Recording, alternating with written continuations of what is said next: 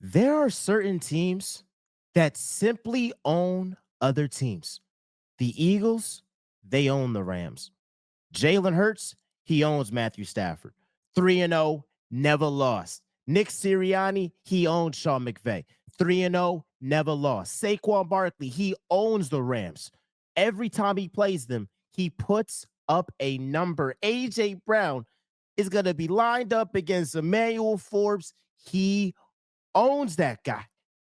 Now, in football, in sports, there are some teams, there are some matchups that favor another team every time because they just always have the upper hand. And the Rams in the past 11 games, their only two losses have come to the Eagles. It's not just fiction, it's not me making something up. The Eagles own the Rams. I expect the Eagles not to put BTA. I think it will be a close game, but I expect the Eagles to rise above and to win at Lincoln Financial Field. And this will be a great test to see where the Eagles are because they're facing a formidable front seven that the Rams have defensively. It's going to be a great test for Cam Jurgens, Land Dickerson, who did not have the best games in the divisional round against that same Rams front seven without Braden Fisk. Now he's questionable. He might return for this game. They want to have a better game against that Rams defensive line. They do. And so we're looking forward to seeing Jeff Stoutland coach these guys up, give them that motivation that, hey, we had arguably our worst performance of last season against the Rams in the snow. Hurts had 7 sacks for 63 yards. One could say some of the sacks were on him for holding the ball, but the Rams forced a safety and they made the game very, very close when the Eagles ultimately had it locked up with less than 5 minutes left when Saquon did his iconic tap the head, tap the head, tap the head. But it came down to a last drive with Matthew Stafford, an amazing shoulder catch from Puka Nacua. We're going to talk about him a little bit later on. But just like how the Rams have something to prove, the Eagles have something to prove. And their offensive line, the Eagles, have to have a great game if they want to win this game. And I believe in them. Look, Mekhi Becton is the only guy that left in free agency on this Eagles offensive line. So for the most part, most of these guys, Jordan Mailata, Lane Johnson, Land Dickerson, Cam Jurgens, the only new guy is Tyler Steen, who again was drafted here and he knows what it takes. He was on the sideline when the Eagles played the Rams in the playoffs. So I expect them to be hyper motivated there. Now, before I get to the Rams offensively, I want to talk about the Eagles offensively. And I want to have a oh, round of applause real quick before I get into this because the Eagles are 2-0. And it's pretty crazy that the Eagles are 2-0 and their passing attack has been this bad. Let's not fool ourselves. This is not on purpose. This is literally them trying to pass the ball, and they have not been able to do it as effectively as they've done in the Super Bowl, in the NFC Championship, and times in the past. I mean, AJ Brown would not be a 3 consecutive all pro guy if the Eagles passing attack was consistently this bad. So this is not the Eagles playing possum, I believe, totally. I think there's some times where they hide certain plays in the regular season and they don't give the full playbook and then they show the full playbook in the biggest moments. I think we saw that last season with Kellen Moore, but it's no way that it's this bad on purpose. They obviously wanted to be better. And let's talk about the passing game. I love the fact that AJ Brown posted on Instagram, I just want a ball. And you want to know something funny? None of those highlights were from this year. And I'm with AJ Brown 100%. Can you give the guy the damn ball? Like, if you think it's okay for AJ Brown to only get one target, then you should not say a word if the Eagles trade him. Don't be complaining. Because if that's the case, if you're okay with AJ Brown getting one target, what the Eagles might as well do is have JJ Arcega-Whiteside, Jalen Reagor, and Quez Watkins. Because if you're not going to utilize AJ Brown, Devontae Smith, what the hell we got these guys for? Why do you have AJ Brown making $30+ million a year? How come you have Devontae Smith making $25 million a year? If you're not going to utilize these guys to the best of their capabilities week in, week out. Now, yes, there might be a game where, look, the Eagles are just running the ball a lot and the passing game isn't, clicking on all cylinders. That happens from time to time, right? I mean, we saw Jamar Chase have less than 30 yards week one. We saw Joe Burrow, who just got injured, have less than 115 passing yards. So again, we know not all games are going to be the same. We know that there might be some valleys, but when you have premier talents, you're supposed to let them cook. And we want AJ Brown to cook. I see AJ Brown against Emmanuel Forbes, who he has routinely cooked against the Commanders. And I expect AJ Brown to cook Emmanuel Forbes. Now he's cooked at Keller Witherspoon as well. So just because he's out, it don't mean that if he was in, it would be anything different. But I think especially with Emmanuel Forbes in the game, I expect AJ Brown to have a monster game, and I expect the passing game to be better. Now I want to talk about the tush push, right? Because I had some comments that got some Eagles fans a little bit upset, and I want to clarify my comments.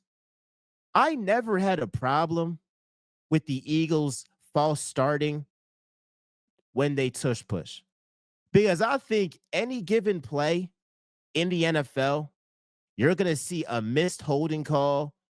You're going to see missed pass interference, whether it's on offense or defense. There's going to be some missed call. These guys are human. The refs are human. My issue with it, I don't want the tush push to mask bad play calling. I don't want the tush push to mask bad offense. That's my biggest thing, because the tush push should be a luxury, not a necessity. You have way too talented players that you're using the tush push because you need to, not because, all right, it's a luxury. We're, working all cylinders, passing the ball, running the ball. It's not like the running game has been spectacular. It's been decent, but I think according to expectations, it hasn't been up to par as to what the Eagles are normally used to, normally accustomed to. So, yes, I am against the tush push being used to mask Kevin Patullo not being on his game all the way and being out coached by Matt Eberflus and being out coached by Steve Spagnuolo. I am 100% on board with that. Now, yes, when the Eagles win, am I going to be happy? For sure. Do I think that it's sustainable that in 2 games, A.J. Brown has less than 40 receiving yards? Hell to the no. Do I think it will get better? Hell to the yes. And I expect this Rams game for the passing game to improve. But like we said before, it's always two sides of it, right? It's two extremes, because you got the one side that's like, man, Jalen Hurts not it. Jalen Hurts in his passing game, they got too great of weapons to be this bad. I don't think that they can improve. I think they're cooked. And we know those people are just waiting for their time to hate on Hurts, to hate on Nick Sirianni for not calling a plays, to hate on this Eagles team, and to prey on their downfall. And my response to them is, why don't the Eagles get the benefit of the doubt? How come Jalen Hurts doesn't get the benefit of the doubt? Because I feel like Jalen Hurts is the only quarterback that has to consistently prove week in, week out as a Super Bowl MVP why he deserves to be a top 5 quarterback when he's the reigning and defending Super Bowl champion and Super Bowl MVP. Like the guys that I'm looking to every week to prove their worth is Jared Goff, is Dak Prescott, is Baker Mayfield, is Jaden Daniels, is Justin Herbert. Like those type of guys, I'm expecting them to prove their worth. But for a guy in Jalen Hurts that's already done it, and we've seen him have the best deep ball in the league when he's on his game, they don't say the dagger for nothing, bruh. Jordan Mailata didn't go to Jalen Hurts and say, "You're one of them guys. You one of them ones." And he said, huh, "I know." They don't say that for nothing. So that bothers me, the notion that he has to consistently prove that he is an elite quarterback when he's accomplished more and is the only guy under 30 with a Super Bowl MVP. Then there is the side of a lot of Eagles fans that say, hey, we're winning. Who cares? And come on, we know that this team at this current point is not a Super Bowl championship caliber team yet. Now, I believe they will. And we've seen there was valleys in Kellen Moore's tenure.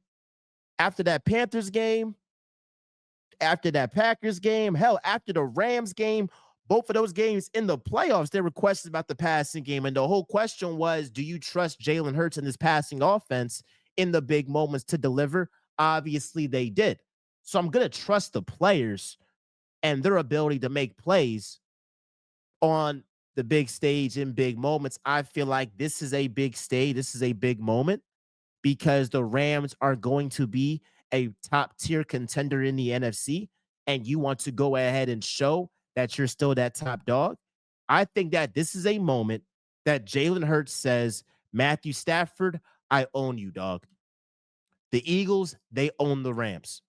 You're going to see Jalen Hurts rise to the occasion. See, Jalen Hurts has the ability to say, you know what? I'm not going to risk it for the biscuit. And the opposing offense isn't firing on all cylinders, right? Because why would I risk a turnover when I don't have to? But I suspect that this Rams offense is going to be firing on all cylinders. They will look at Adoree Jackson. Sean McVay is licking his chops, and he's saying, bet I'm going to attack him. And you're going to see Puka Nacua and Devontae Adams eat. And in order to match the Rams' offensive attack, you're going to need Jalen Hurts to be on his game. You're going to need the Eagles' offensive line to be on their game. You're going to need Saquon Barkley, A.J. Brown, Devontae Smith, and Dallas Goedert to be on their game. And I believe those champions will answer the bell every time they do. They don't let me down in those big moments against top-tier league quarterbacks. Now, against the Chiefs, we have Patrick Mahomes, who is an elite quarterback, but deep down they know, hey, bro, like these guys don't have no real offense. Their whole offense is Patrick Mahomes running it with his legs. Now, the Rams, they're much better than the Chiefs, and they have a better offense, I believe, than the Cowboys because CeeDee Lamb, I think, is worse than Puka Nacua. I'll say it again. CeeDee Lamb is not as good as Puka Nacua.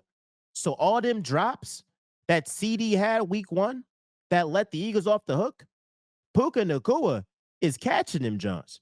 So the Eagles have to be on their game offensively so that they aren't in a situation where it's a final drive, Matthew Stafford, Puka Nacua, and Devontae Adams. Now you got a guy, Devontae Adams, who is way better than what Cooper Kupp was last season. They get that guy back, plus Puka, who at this point is playing like a top 3 wide receiver in the game. I mean, Puka Nacua, you got Jettas, you got Chase, you got AJ, you got Puka, you got CeeDee Lamb.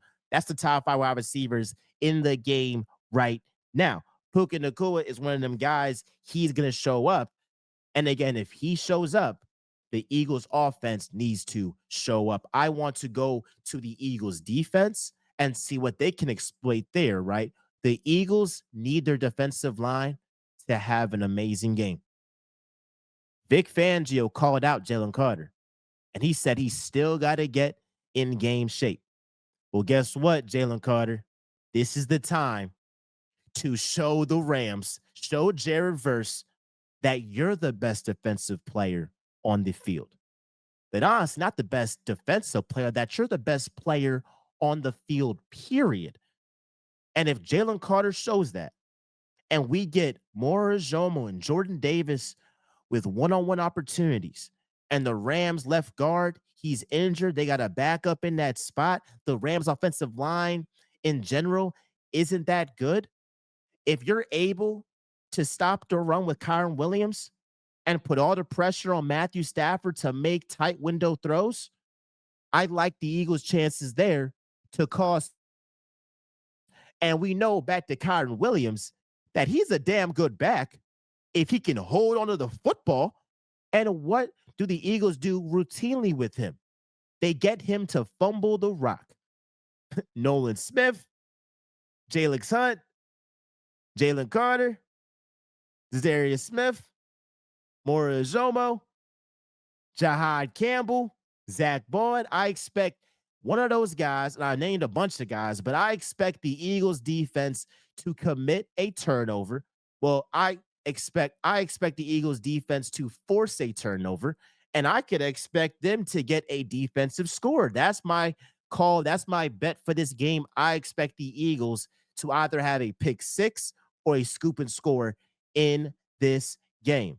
Andrew Makuba has been lights out. Jahad Campbell has been lights out. Quinyon Mitchell, I'm going to need you to catch the ball, brother. You are all world, but we need you to catch the ball. Please, please, please, because we can't let Matthew Stafford and these boys off the hook. So ultimately, I think this is a great game for Jalen Carter, who honestly had to get his conditioning right in that first game. It was 90 something degrees in Kansas City. So I expect him to be the best defensive player against the Rams. And I expect the others, the quote unquote others, and I say the others in a not a demeaning way, but I say the others that I expect them to feast. I expect Jordan Davis, who is having a phenomenal season so far, to feast. Morizomo to feast. Nolan Smith to feast. Like, I expect these guys to play mad out here, and it's going to be great to see. Got a couple more topics in this episode, and I want to go back to the Eagles offense and say this before we close. The Eagles offense shouldn't let other defenses dictate what they do. They should be the ones saying, we're going to do this. Our players are so talented to adjust to whatever we are doing. I think that's the best mindset to have if you're Kevin Patullo. Like, we aren't adjusting our scheme based off the defense. The opposing defense got to adjust to our great players. Now, yes, there might be a game, like we've said, where Saquon Barkley goes for 200 something yards and you don't have to pass the ball as much. Then there might be a game where Saquon Barkley isn't as effective and you have the passing game hitting on all cylinders. But regardless, the offensive game plan should be the opposing team needs to react to us. We don't need to react to them. And I expect this Eagles offense to prove everybody wrong, to silence the haters, just like how against the Steelers last year. And it was all that talk about the passing game. And then we saw Hurts on that first drive be hitting on all cylinders. I expect the same thing to happen against the Rams. So I love y'all. I appreciate y'all. It is Real Talk with Injury. I know I'll always keep it real. I will be at the game. Shout out StubHub for sponsoring Real Talk, sponsoring the channel. I'll be at the game. We'll be there live in person. I'm going to give y'all my first half recap. I'm going to try to have my hotspot there so I can get on top of it a little bit early. But it's going to be a great time. See the guys in person. And I cannot wait for the Eagles to get that W. My final prediction. I've had one prediction. I'm going to change it because I was on somebody else's podcast, a Rams page podcast, my guy Pierce. My prediction, my official prediction for Eagles versus Rams is Eagles 24, Rams 17. I think the Eagles show up Sunday at 1 o'clock Eastern. and improve to 3-0. I love y'all. I appreciate y'all. It is Real Talk with MJ, where I know I'll always keep it real. I'm out, y'all.